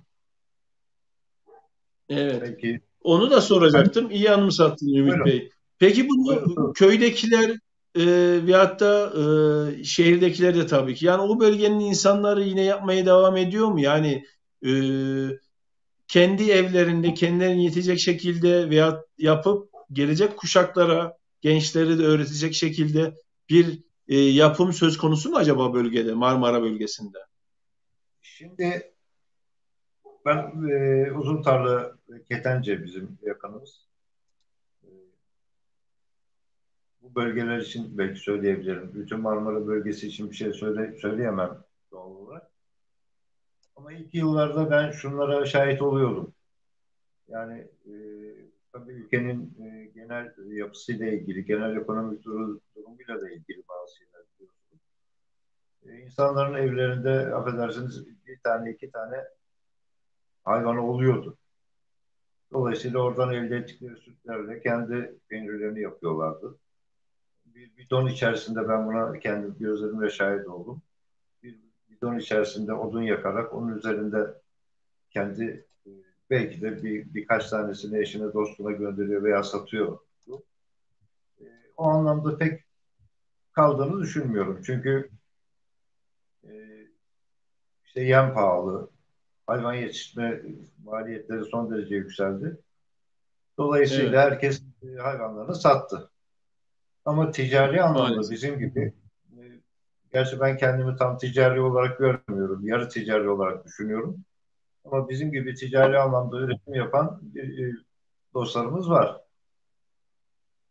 Ama sizin söylediğiniz gibi süt satın alıp da yapıyorlardır evlerinde. Onu bilemiyorum tabii ki. Ama daha önceleri dediğim gibi e, kendi peynirlerini kendileri yapıyorlardı. Kapılarında bir iki hayvanları vardı. Sütleri oluyordu. Ama şu anda çok azaldığını düşünüyorum. Evet, şu anda Evet, görüyorsun. evet. Maalesef bu sıkıntı bütün bölgelerde söz konusu. Hayvancılık azaldı, üretim Tabii. azaldı, köyde yaşayan insanlarımız azaldı. Bundan dolayı da Evet. maalesef bu tip yerel ürünleri yerel tatta bulmak biraz daha zorlaştı. E, Bu tip peynirlere doğruyu söylemek gerekirse marketlerde ulaşabiliyoruz. Üzerine abaza peyniri yazmışlar, çerkez peyniri yazmışlar, e, isli peynir yazmışlar. Bu şekilde satışlarda görüyoruz. Ama dediğim gibi o lezzeti kesinlikle bulamıyorum ben şahsen O konuyla Ümit ilgili Bey. ben şöyle söyleyeyim. Bakın marketlerde gördüğünüz belli firmaların adı altında yani peynir firmaları, daha geniş kapsamlı büyük firmaların yaptıkları ve marketlerde gördüğünüz o peynirler hiçbir şekilde ne abaza peyniri abaza peyniridir, ne çerkez peyniri çerkez peyniridir. Ben bunun bir süre mücadelesini vermeye çalıştım ama tabii ki onlar çok büyükler, güçlüler. Onlarla mücadele etmek mümkün değil. e, İlla ki. bir yetkilisiyle firma ismini vermeyeyim. Yani bilinen bir peynir firmasının yetkilisiyle biz burada karşılaştık, tanıştık. Ben onlara sordum. Peynirinizi gördüm dedim markette. Peynirinizin Çerkez peyniriyle uzaktan yakından alakası yok. Ama peynirinizin üzerine yazmışsınız İsli Çerkez peyniri diye. Üzerinde is de yok. Kabul etti. Bir hanımefendiydi. Kabul etti. Dedi ki boya sürüyorlar. Kahverengi işte bu is rengine benzer bir renk oluşturuyorlar. Tabii gıda boyası bu zararlı bir boya değil doğal olarak. Ve is kokusu veriyor. Ve dokusu bizim Evet. Çerkez peynirinin kendine has bir dokusu vardır biliyorsunuz. İlla ki, Dokusunun evet. tabii o doku da hadi dışını anladık boyadınız ettiniz. İçinin de Çerkez peyniriyle alakası yok. Yani bir nevi kaşar. Evet. Plastik gibi. Neden böyle Bu, yapıyorsunuz? Bu ismi kullanıyorsunuz dediğimde şunu söyledi. Biz de dedi, denedik e, odun ateşinde istemeyi. İşte bizim işte dostlarımıza ağır geldi. Şöyle böyle bir savunma içerisine girdiler ve kendisi kabul etti yani bunun bir boya olduğunu. Bir abaza peyniri diye evet. satılan bir peyniri alıp da hani anlayan bir dostumuz. Bakın ben bir örnek vereyim. Sanıyorum Samsun'dan bir dostum marketlerden alıyormuş. Tabii daha öncesinde bunun gerçek lezzetinin ne olduğunu bilmediği için o yediği peynirin abaza peyniri olduğunu sanıyor. Daha Evet. sonra işte Facebook'tan görüyor. Bizden sipariş etti. Ya dedi ben abaza peynirinin böyle olduğunu bilmiyordum.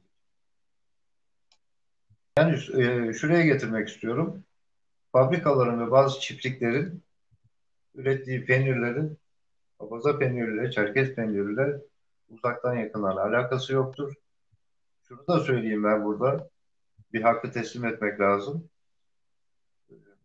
Yani kendimi dışarıda tutarak söylüyorum. Benim fiyat politikam falan bilinçli olarak oluşmaktadır. Ben çok daha fazla insana ulaşmasını düşünüyorum. Fakat buradan ekmek yiyen, bütün geçimini buradan sağlayan dostlarım, onların fiyatlarını da biliyorum. Olması gerekenin çok altında fiyatlarla peynirlerimizi satıyoruz biz. Doğrudur. Doğrudur. Kesinlikle ben Önceki size haftaki programımızda Mutlu Bey'e de söylemiştim aynı şekilde. Yani aynen, bugün Türkiye genelindeki seri marketler zincirlerinin kendi logolarından yer aldığı peynirler var. Yani süt tozundan yapılmış garip bir peynir aynen öyle. bir Margarinden, süt çoğu. tozundan yapılmış peynirleri bizim Çerkez 30 peynirimiz. liradan başlıyor. En kötü peynir 30-35 liradan başlıyor. Evet. Bizim hemşehrilerimiz bunu 50, 60, 70 aralığında satıyor ki bence fiyatlar da gayet uygun. Fiyatlar düşük. Bakın açık söyleyeyim. Yani ben fiyattan rahatsız olduğum için söylemiyorum. Ben kendi Evet, satış fiyatından memnunum. Yani çünkü amacım o. Yani çok daha fazla insana ulaşmasını sağlamaya çalışıyorum. Ama bizim yaptığımız Çerkez peyniri, İsti Çerkez peynirinin fiyatının fabrika 80 lira koymuş. Girebilir bütün evet, dostlarım. Fabrika veya çiftlik. Bakıyorsunuz işte bilmem ne çiftliği. Giriyorum bakıyorum. Zaten resmini gördüğümüzde tabii biz bu işi yaptığımız için anlayabiliyoruz resminden bunun nasıl bir peynir olduğunu. Resmen evet, haşlanmış. E, Şekli şemali belli değil. İçini tabii yemediğimiz için bilmiyoruz ama kilosuna 80 lira koymuş. Benim dostlarım 50 liraya satıyor evet. peynirleri. Yani kimse Yani bunlara gerek pahalı demez. evet gerek fiyat ve gerek lezzet açısından yerel üretim yapan hemşehrilerimizi kesinlikle tercih etmeliyiz. Ümit Bey, peynir üretiyoruz ama aynı zamanda yolu uzun tarlaya düşenler olursa e, ablalarımız, yengelerimiz haluş, sizin bölgede haluş deniyordu zannedersem. Evet, Biz lokum diyoruz. evet, evet. Pshaluş, pshalve, Yani, matez evet. diyorlar bazılarına. Bu Hatta da şekilde deniyor. ikramlarınızın olduğunu da duydum, kulağıma geldi. Ellerinize, kollarınıza sağlık diyorum tekrar. Bütün Ee, dostlarımızın basının üstünde yeri var. Herkesi bekleriz. Her Yani zaman bekleriz. yolu uzun tarlaya düşenler bu lezzetlerden de tadabilir. Aynı zamanda peynirlerini de birebir oradan alabilirler diyorum. Evet. Zannedersem peynir konusunu geçiyoruz. Zannedersem köyde de bu şekilde talep edenler oldu mu ablalarımız haluç kızartıp verebiliyorlar, satıyorlar herhalde. Değil mi Ümit Bey? Tabii o şekilde başladı zaten. Onlar zamanlarını değerlendirmek için başladılar. Daha sonra tabii bu talep gördü. Ve şu anda da devam ediyorlar. İlgi görüyor çevreden, bölgeden. Tabii biz bunu e, gönderme, sevk etme şansımız yok. Dostlarımız istiyor uzak şehirlerden. Çünkü dondurulmuş olarak muhafaza ediyorsunuz. O soğuk zinciri sağlamak kolay değil. Belki Evet. sağlanabilir. Bazı Bu kargolar bunu yapıyorlar ama bunlar da biliyorsunuz maliyetleri son derece yüksek. Dolayısıyla bölgemizde, çevremizde olan dostlarımız bundan yararlanabiliyor sadece şu an. evet, evet. Vallahi diyet içindeyim 1,5-2 aydır Ümit Bey. Diyetimi bozduracak manzaralardı bunlar. Sonra bozdurur Ümit Bey, evet. istiyorsanız birkaç soru da geldi, yorum da geldi. Onları da sormak Tabii ki, istiyorum. tabii ki. Tarko yani Hakule Vedat yazmış. Uzun tarladan Mole videoya Levent kardeşime ve Çerkes Abaza peynirleriyle kültürümüzü gelecek kuşaklara aktaran, yaşatan değerli üreticilerimize iyi yayınlar diliyorum. Saygılarımla demiş Sağ olsun. Hakule Vedat. Sağ olsun Bizden Vedat de kardeşim. Vedat Bey'e nazarında tüm köylülerimize selam söylemek iletiyorum. Sağ olsun. Aleykümselam. Hızlı şekilde yorumları geçiyorum. Apejan Çerkez peyniri Kayseri'den uzun tarlaya selamlar. Kemal Kaya yazmış. Bizden de selamlar kardeşlerimize. Ankara'dan Ender Kankoç. Kankoç Ender, kendilerine verdiğim siparişler geldi. Son derece lezzetli peynirler. Çok teşekkür ederim. Ellerinize sağlık diye not düşmüş. Afiyet olsun Ender Bey. Afiyet olsun. Mehmet Halbat yazmış. Ümit kardeşim peynirli alışkanlık yapıyor. Bırakmak imkansız gibi demiş. Gürbüz Tamam. Yalçınkaya abimiz Evet. öncelikle yayınlar, lezzetli Çerkez ve Abaza peynir almak için beklemek gerekiyor. Çünkü talep çok fazla. Talep potansiyeli varken makineleşme ile üretimi arttırmak daha mantıklı değil mi diye sormuş Gürbüz Bey. Gürbüz Bey sağ olsun. Sevdiğimiz bir kardeşimiz. Her zaman destekçimiz. Ee, Şunu söyleyeyim. Biz ve bizim gibi diğer üretici dostlarımız biz artizanal üretim yapıyoruz. Artizanal üretimin anlamı şudur. Geleneksel yöntemlerle ve geleneksel içeriklerle sınırlı sayıda yapılan üretimdir. Ve biz bu artizanal üretimi devam ettirme amacındayız. Ben kendi adıma konuşuyorum tabii. Bunu Gürbüz kardeşimin bahsettiği şekilde makinalaştırıp daha seri üretime geçtiğiniz anda tabii bilemiyorum. O çok da iddialı konuşmak istemem. Ama mühendisliğin verdiği genel bilgiyle aynı lezzeti, aynı tatları bulamayacağımızı biliyorum. Amacımız şu olsaydı, biz peynir yapalım, hayatımızı bunun üzerine kuralım, buradan para kazanalım, daha çok kazanalım. Yani bunu yapmak çok zor bir şey değil. Ama demin dostlarım yazdı, diyor ki alışkanlık yapıyor. Bu lezzeti biz onlara bir daha sunamayız. Böyle bir amacımız da Evet, yok. O şekilde bir seri üretimle de bu lezzetleri bu şekilde yakalamanın imkanı yok. Ama şunu duydum, ondan da mutlu oldum açıkça söyleyeyim. Kayseri'de böyle bir girişim var. Seri üretime yönelik. Kültürümüzün tanıtılması açısından önemli olduğunu düşünüyorum. Belki şu anda peynirlerimiz yerlerini bulmuyorlar. Belki işte fabrikalar, firmalar bizim ismimizi kullanarak piyasaya bir şeyler sunuyorlar. Bir şekilde de satıyorlar. Ama en azından tekeli bizim elimizde olur. Belki büyük faydası da olabilir. Yapılırsa da mutlu olurum, memnun olurum. evet. İnşallah başarılı Ee, olurlar. evet inşallah.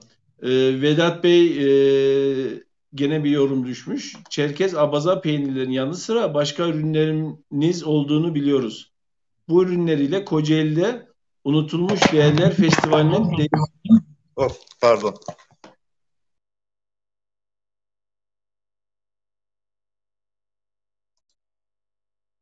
zannedersem telefon devrildi.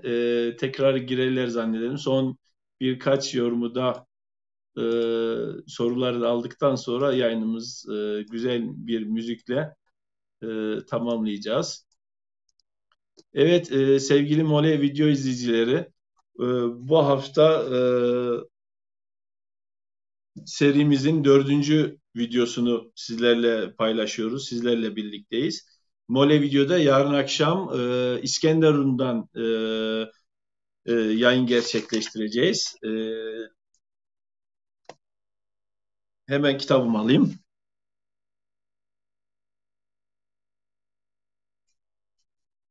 Özür dilerim. Beçimpo Mustafa Şaban Uğur'un Direnen Kültür kitabıyla ilgili yarın Şaban kardeşimizle bir sohbet gerçekleştireceğiz. Yarın akşam saat 20.30'da gerçekleştireceğimiz yayına bekliyoruz, davet ediyoruz. Haftaya da tekrar Anavatan'da yayınlarımız devam edecek diyorum. Ümit Bey de tekrar aramıza katıldı. Yani, ufak bir Evet. aktif oldu. Evet, buyurun. Evet, dinliyorum. Ümit Bey, Vedat Bey, Kocaeli'de Unutulmuş Değerler Festivali'nin değişmez bir unsur olduğunuzu belirtmiş, anımsattı. Kocaeli'de böyle bir festivalde oldukça rağbet gören bir standınız da söz konusuydu zannedersem. O birkaç yıl önce belki üst üste yapıldı. Biz buna katıldık. İşte hem kültürümüzü tanıttık, hem uzun tarlamızı tanıttık. Belli katkımız olduysa ne mutlu bize. Evet. Hüseyin Fırat Bey yazmış. Evet. Hüseyin Fırat Bey yazmış. Ümit Bey, elinize canınıza sağlıklar olsun. İstanbul'dan bir sipariş versek ertesi gün kargo ile elimize ulaşıyor. Sağ olun, var olun demiş. Sağ olsun. Afiyetler Hüseyin Bey. olsun. Bey'e de selamlar. Evet. Mersin'den Nariye Özgür ablamız yayınlar dilemiş. Teşekkür ediyorum. Saygı selamlarımı iletiyorum. Mole Video'yu sürekli takip eden Demir Tok abimize, Tok Demir'in internet bağlantısında bir sorun var zannederim. Ulaşmak için ne yapmam gerek demiş Nusret Temir Kardan. Önce bahsettik. Dediğim gibi Çerkez Abaza peynirleri olarak Facebook'tan, Instagram'dan Çerkez peyniri sayfasından bize ulaşabilirler. Evet. Telefonumu da herhalde Vedat Bey, veriyorsunuz. Verebilirsiniz. evet, telefon numarasını yayınımızın alt kısmında da izliyoruz. Vedat Bey eklemiş, İsli Çerkez peyniriyle İstanbul'un ve büyük illerin birçok ünlü şarap evlerinde sizin peynirleri kullanılıyor. Bundan bahseder misiniz demiş efendim. Tabii bu literatürde geçen bir şey. Çerkez peynirini özellikle Fransızlar bu konuda biliyorsunuz şarap tüketiminde en önde şeyler. İsli peynirinin, özellikle İsli Çerkez peynirinin bu anlamda çok lezzetli olduğunu ve en uygun peynirlerden biri olduğunu söylerler. Dostlarımız var İstanbul'da yine. İşte, Vedat Bey'in bahsettiği gibi. Oraları da veriyoruz. Gurme şarküterilere de veriyoruz. Bir şekilde her yere ulaşmaya çalışıyoruz diyelim. Evet, elinize kolunuza sağlık diyorum tekrar. Aydın, Ümit Bey'den aldığım peynir hakikaten harika. Gerçekten büyük bir emek veriyorlar. Ellerine sağlık demiş. Ankara'dan Bilge Eken, iyi akşamlar. Ellerinize sağlık. Afiyet olsun. Sağ olsunlar. Diyor. Hüseyin Fırat eklemiş. Şarap sevenlerin vazgeçilmez peynirleri diye not düşmüş. Vallahi bilmiyorum şarap yanında nasıl gidiyor. Çünkü şarap içmiyorum ama peynir çok güzel gidiyor. Yavan da gidiyor. Her türlü gider. Her türlü gider. Gürbüz Yalçınkaya abi talep var, evet.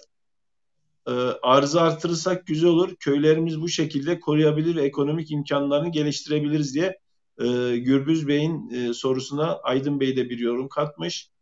Hı hı. Doğru söylemiş. Doğru İlhami söylemiş. Menteşe cümleten iyi akşamlar arkadaşlar. 3 aylara girdik. Allah tekrarına kavuştursun. İyi yayınlar diliyorum. Leventciğim. Amin. Amin. Amin. Teşekkür ediyoruz efendim. Teşekkür ediyoruz. Hızlı bir şekilde yorumlara, sorulara bakıyorum. Antalya'dan, Kayseri'den, İstanbul'dan, Almanya'dan birçok yerden izleyin seyircilerimiz not düşmüşler. Hepsine Hepsine teşekkür ediyorum. selamlar, sevgiler. Sağ olsunlar. Erdal Öğüt, Maraş'tan bir büyüğümüz, Göksu'ndan bir büyüğümüz. Bize ait olan değerleri korumak adına yöresel ürünler kayıt altına alınıyor mu? Yavaş yavaş her şeyimizi kaybediyoruz diye bir yorum ve soru sormuş Erdal Bey. Kayıt altına Doğru alınıyor mu söylüyorsun. efendim? Biz kendi adımıza alıyoruz tabii ki. Az önce verdiğiniz videolar, onlar da birer kayıt, biliyorsunuz. Ee, Herkes elinden Evet, geldiği kadarıyla kararınca e, Erdal Bey'in söylediği gibi buna destek vermesi lazım. evet. Biz de Bunu elimizden geleni ortaya koyuyoruz. biraz önce belirttiğim gibi araştırmacılar, yapımcılar biraz daha profesyonel bir şekilde bunları kayıt altına alıp arşivlerdeyse çok güzel olacağını düşünüyorum. Bize Necat, ulaşabilirler. Buradan ben şunu söyleyeyim. Bu anlamda çalışma yapan dostlarımız, kardeşlerimiz varsa, bize ulaşırlarsa biz elimizdeki bütün bilgileri elimizden geldiği kadar aktarırız. evet. Necat Aslan Tok şiirin linkini istemiş, paylaştım altta. Ertan Nartok eklemiş. Anne tarafından Apsuvalıyız. İsli abaza peynirinin kuru olanı var mı acaba diye soruyor. İsli abaza peyniri. İsli abaza İşte peynirinin tabii ki onu da istiyoruz. Onu arzu eden, talep eden dostlarımız da var. Abaza peynirini de istiyoruz aynı şekilde.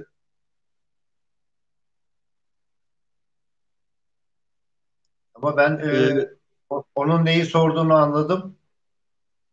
E, Az önce sohbetin başında bahsettiğimiz o pasta yapıp içerisine işte sertleştirip evet, içerisine soktuğumuz o peynirler, onlar eskiden evlerimizde ocaklar vardı, biliyorsunuz. evet, Belki siz yetişmediniz ama biz gördük onları. O ocaklarda yemek de orada pişerdi çöven içerisinde. Ve asılırdı, etler de asılırdı, peynirler de asılırdı. Onlar hem isterir, böyle tabii günlerce orada isterir ve sertleşir taş gibi. evet, evet, O kadar olmuyor tabii ama ben demin bahsettiğim gibi yaptığım iki peyniri bir yıl beklettim.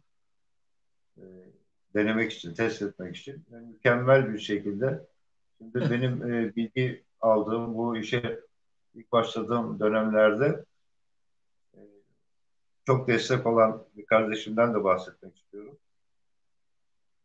Levent Evretoğlu kardeşim bize verdiği moralle, bize verdiği bilgilerle bize çok destek oldu. Onun anlatımlarıyla da bazı şeyleri söylüyorum. İşte peynirin içerisinde bir asit oluşuyor. Bir asit var. Glutamik asitlerdir, sağ olsun. Bunlar işte dinlendirilmiş veya olgunlaştırılmış peynirlerde, bekleyen peynirlerde son derece yükselir. O süre zarfından sonra.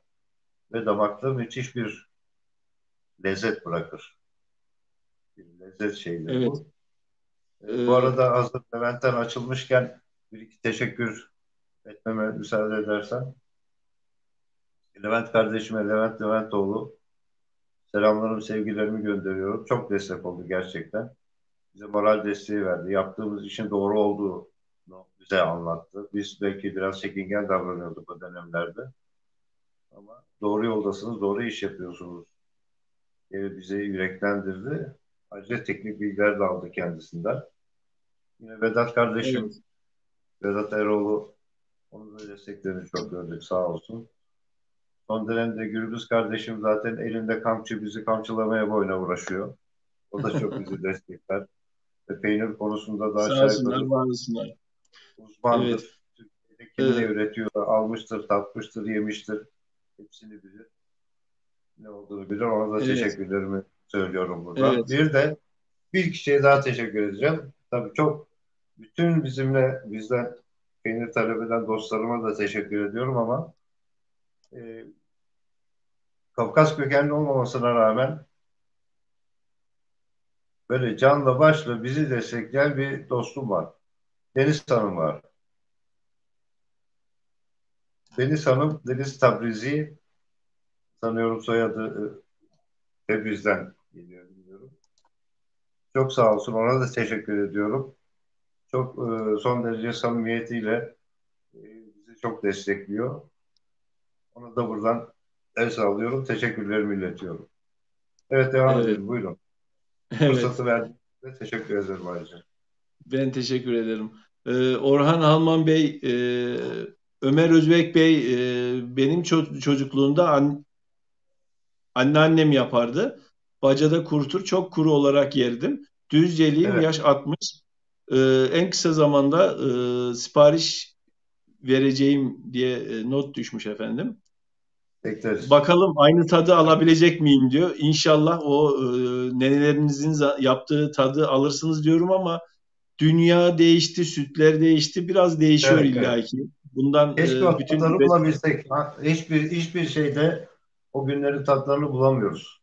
evet, Tabii tüm üreticilerimiz o zamanki hayvanlar, o zamanki sütler, o zamanki şartlar son derece değişti. O zaman yediğimiz elmaları, domatesleri, o kokan domatesleri evet bile bulamıyoruz, biliyorsunuz. ama Maalesef, ama ne kadar yaklaştırabilirsek bizim için o kadar mutlu. yakın olduğuna eminim. Evet. Orhan Halman büyüğümüz yazmış. Kültürümüzü yaşatarak geleceğe iz bırakacak çalışmalar için sizlere teşekkür ederiz. Pandemide bu tür tanıtıcı çalışmalar çok önemli. Saygılar demiş. Orhan Bey bizden de saygılar, selamlar. Orhan Bey'e Ee, de selamlar. Orhan Bey'e küçük bir sistemim var. Sağ olsun, o bize veya ben de olsa tanır bilir. Her zaman da yorumlarıyla destek olur. Köye geldiğinde ziyaret edecek bize. Birkaç kere gelip gittiğini duydum. İnşallah bir dahaki geldiğinde bizi ziyaret ederler. Küçük bir sistem olsun. e, yazmaya devam etmiş Orhan Bey. Tamam. Abaza ve Çerkez peynirlerinde yöresel olarak Haziran, Temmuz, Ağustos kuru madde oranlarının yüksek olduğu zaman ve mayasının lezzet tınısı çok önemli diye not düşmüş ve yine devam etmiş. Bu peynirlerin haklı şöhretini bilen ama tadını bilmeyen tüketici, endüstriyelleşmiş markalı firmalar tüketicileri dolandırmaktadırlar, kandırmaktadırlar diye Evet, bireysel bir yani kişisel bir yorum eklemiş. Hüseyin aynı Fırat söylediğim Düzceli şeyi de uzun yıllar sağ olsun. Evet, buyurun. e, Muzaffer Özaydın harika bir tanıtım. Apaz kültürünün nefis bir tadı. Geleneği sürdürme adına emeği geçenlere teşekkür eder. Bu nefis tatları tatmayanlara tavsiye ederim. Beğenilmesi emeğin karşılığı olan mutluluktur diye bir not düşmüş. Sağ Emeğinize, olsun. yüreğinize sağlık Ümit amca demiş Batuhan Yılmaz. Sağ olsunlar. Muzaffer abimin de ellerinden öpüyorum. Batuhan kardeşimin de gözlerinden öpüyorum. Çok sağ olsunlar. Evet. Arabistan'dan İdere İsmail Özdemir büyüğümüz abimiz yazmış. Valla ilgiyle izliyoruz Leventciğim. Bu programların girişimcilerimiz için çok değerli diye not düşmüş. Ben teşekkür ederim. Sağ olsun her yayınımızı kaçırmadan izliyor. Şıgalı Abdurrahman, Şimali Kafkas Derneğimizin başkanı Ankara'da ikamet ediyor. Bakış açısı bu kadar güzel olan bir kardeşimizin peynirlerinin güzel olmaması mümkün mü? Kalbi selamlarımla diye not düşmüş. Bizden de selamlar, sevgiler. Sağ olsunlar. Çerkez, evet. Çerkez peyniri Düzce. Çok güzel bir yayın. Büyüğümüze selamlar, sevgiler. Değerlerimizden en önemlilerinden peynirimiz. Değerlerimizden en önemlilerinden peynirimiz. Hep birlikte yaşatmaya gayret edeceğiz. İyi yayınlar diye. Bir başka Onların, peynir üreticisi. Çerkez peyniri evet, Düzce'de selam onların, iletmiş, not düşmüş.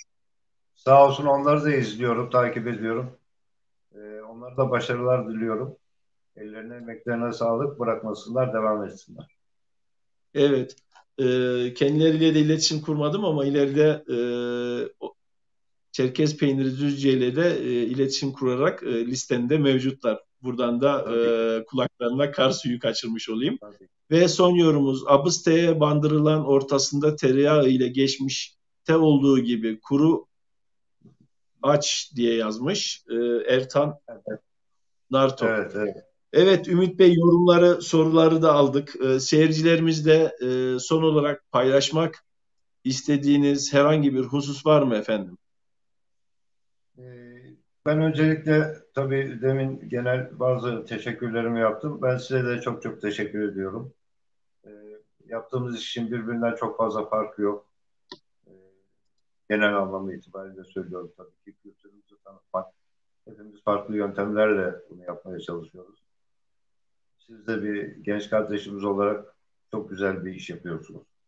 Kültürün tanıtılması amacıyla verdiğiniz bu emekle takdire şayandır.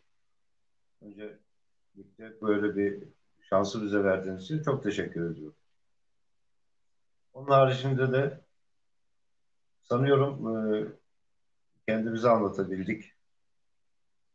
Samimi olarak bunu dostlarımıza geçirebildik. Gelen yorumlardan da bunu anlıyoruz. Bu da bizi mutlu etti. Ben de sizin bu yayınlarınızın devam etmesini istiyorum. Bizim kültürümüz sadece dans değil, sadece müzik değil, sadece peynir değil, sadece yemek değil, biliyorsunuz. Belki kültürümüzün geneli itibariyle daha farklı çalışmalar da yapmak gerekebilir. Kabzemiz üzerine, alayfemiz üzerine. Tabii ki bir kişinin her şeyi yapması o kadar kolay değil. Evet. Bunlarla ilgili de çalışma yapabilecek, bize ulaştırabilecek, gençlerimize ulaştırabilecek dostlarımız olursa ayrıca onlardan da memnun oluruz. Evet. Ümit Bey, zamanınızı bizle paylaştınız. Sağ olun, var olun. Ellerinize, kollarınıza Sağ olun. sağlık diyorum. Gerek siz ve sizin nazarınızda aile bireylerin hepsinin ellerine sağlık diyorum. Teşekkür ederim. Sizin de elinize İnşallah sağlık. usanmadan, bıkmadan bu üretimi devam ettirirsiniz diyorum efendim.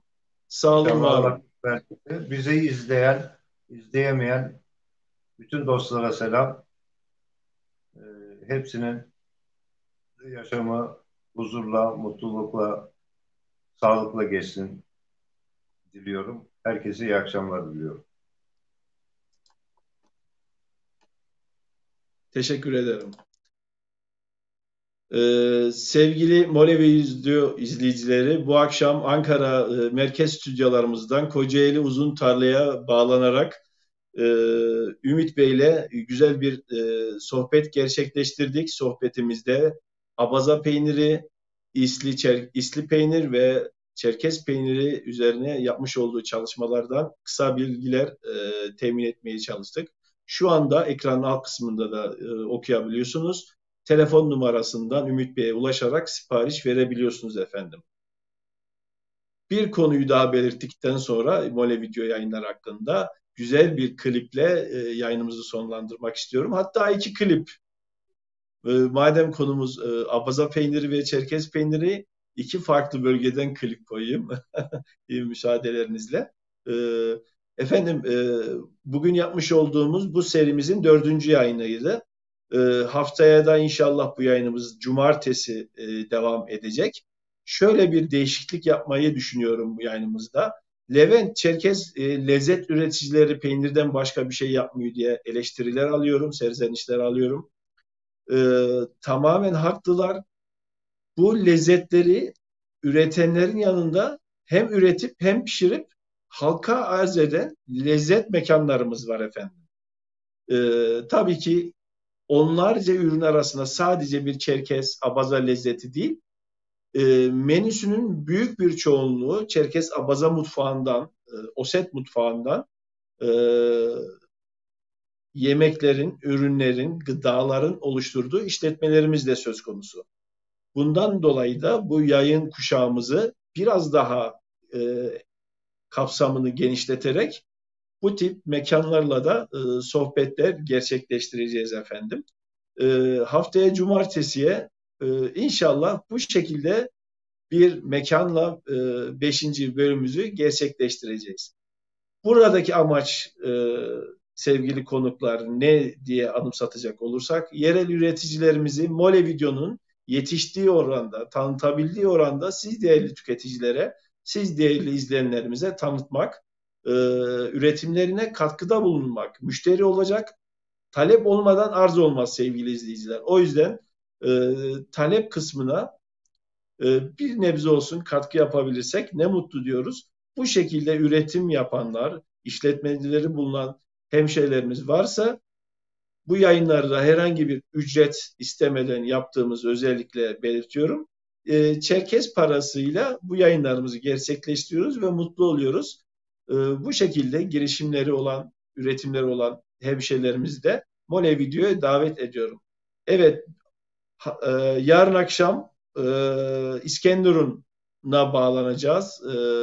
Direnen Kültür kitabıyla ilgili olarak gerek Reyhanlı gerekse Reyhanlılı olan Çerkezlerimiz hakkında gerekse İskenderun'da ikamet edip İskenderun Derneğimizin çalışmalarından bahsedeceğimiz programımızı da yarın akşam sizlerle birlikte olacak diliyorum. Görüşmek üzere efendim. İyi akşamlar, sevgiler, saygılar. Fi pşhaş harfuva fi murat dâkâr Allah'ım gîgâ kutleş zoğa gurep sege psomi selam guape fıkızok. Fi pşhaş harfu uzun şofşuçka.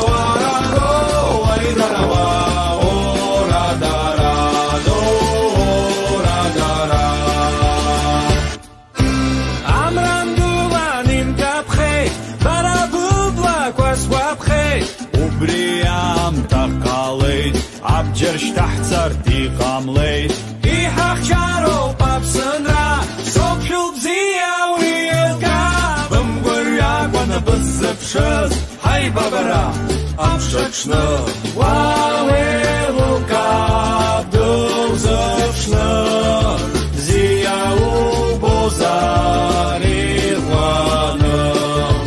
Ławy luka, zjału bozary łany.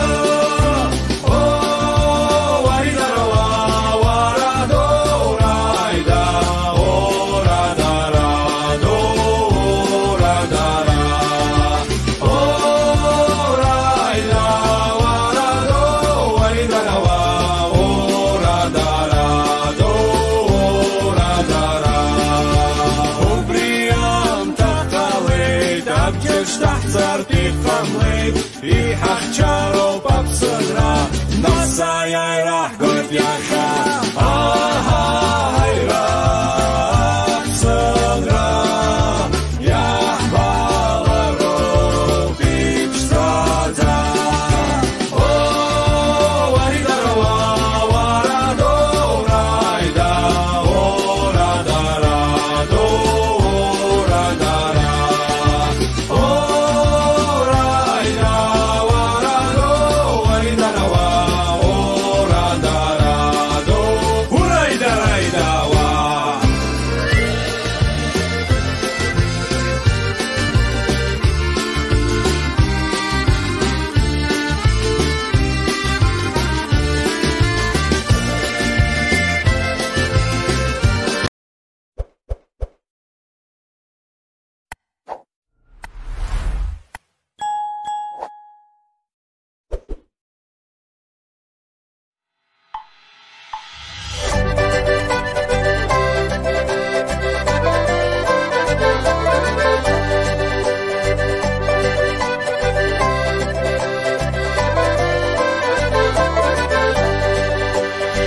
حوض وندش ذا فزاش وبسالة أفكار سيبون إياش ونبدأ سدي حكاش نقدن زستا وجنو براوي سدي حكاش نقدن زستا وجنو براوي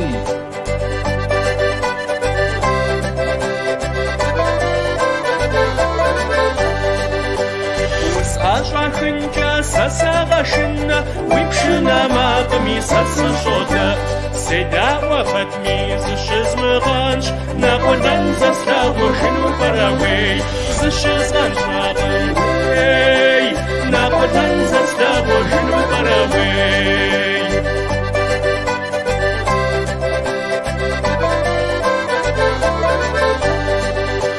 في ورا مشوار وابس وحاش وزمت غفورة نفس تشحاش منفوش باون ويفايستاش نقدن زستا وجنو براوي سينفوش باون نقدن زستا وجنو براوي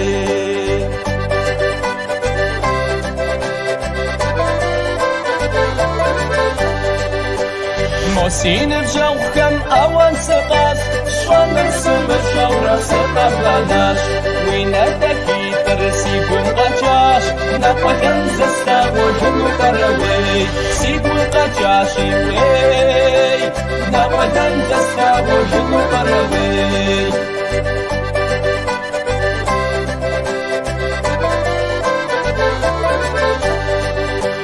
صفور يا رشمة ست أشاجن شاون غربج ما خد بلشن بوخس بشاشي سيده خجي نقدن زستا وجنو براوي بوخس بشاشي نقدن زستا وجنو براوي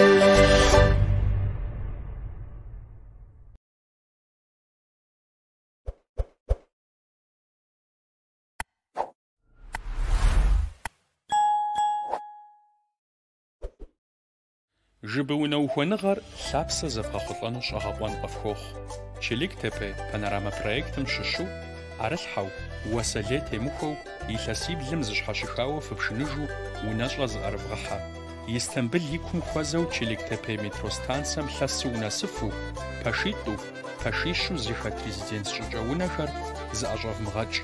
Нобэ къэсыху зыхэфха унэ зэгъэпэщын ӏэмалхэр лъэныкъуэ евгъэзи, ди деж фыкъеблагъэ.